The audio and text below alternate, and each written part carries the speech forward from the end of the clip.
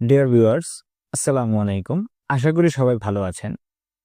আজকের ভিডিওতে আমরা খুবই গুরুত্বপূর্ণ একটি বিষয় নিয়ে আলোচনা করব, আর সেটি হচ্ছে হঠাৎ করেই প্রেসার বেড়ে গেলে বা হঠাৎ করেই উচ্চ রক্তচাপ দেখা গেলে আমাদের তাৎক্ষণিকভাবে কি কি কাজ করা উচিত সে বিষয়টি সম্পর্কে।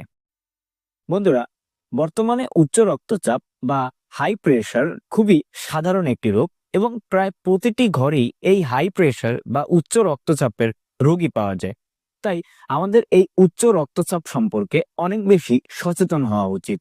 আর উচ্চ রক্তচাপ সম্পর্কে সচেতন হতে হলে আমাদের সর্বপ্রথম যে বিষয়টি জানতে হবে সেটি হচ্ছে হঠাৎ করেই যদি কারো প্রেসার বেড়ে যায় তখন তাৎক্ষণিকভাবে আমরা কি কি কাজ করব সে বিষয় সম্পর্কে।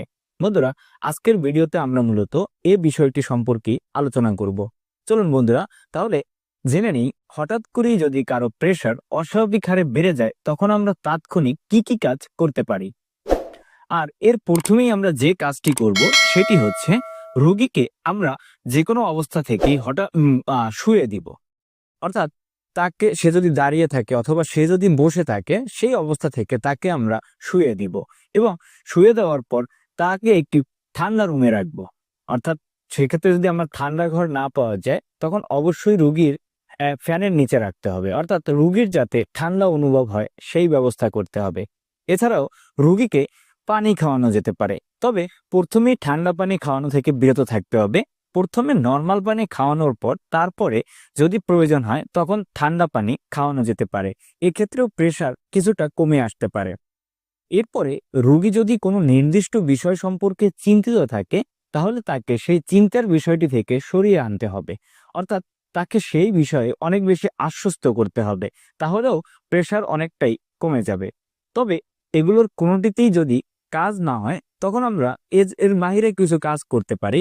যেমন রোগীর প্রস্রাব বাড়ানোর জন্য কিছু ঔষধ দিতে পারি, অর্থাৎ রোগীর যাতে প্রস্রাব বেড়ে যাবে, আর প্রস্রাব যখন বেড়ে যাবে তখন রোগীর প্রেসার আপনা আপনি কমে যাবে।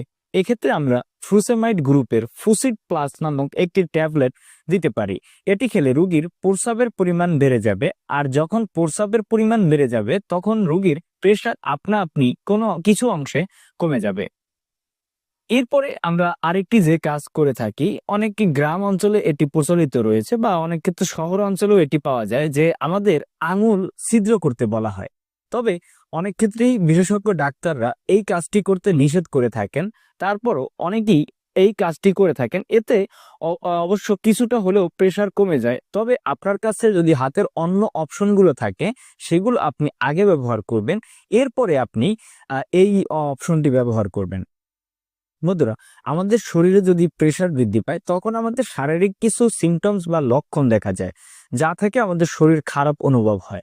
আর তখন আমরা অনেকেই চা বা কফি পান করে থাকি, আর এই চা বা কফিতে থাকে ক্যাফেইন।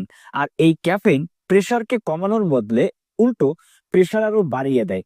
তাই কারো যদি প্রেসার বেড়ে যাওয়ার সম্ভাবনা থাকে বা প্রেসার বেড়ে যাওয়ার লক্ষণগুলো তৈরি হয় তখন তাকে কোনোভাবেই চা বা কফি খাওয়ানো যাবে না, তাহলে প্রেসার বেড়ে যেতে পারে।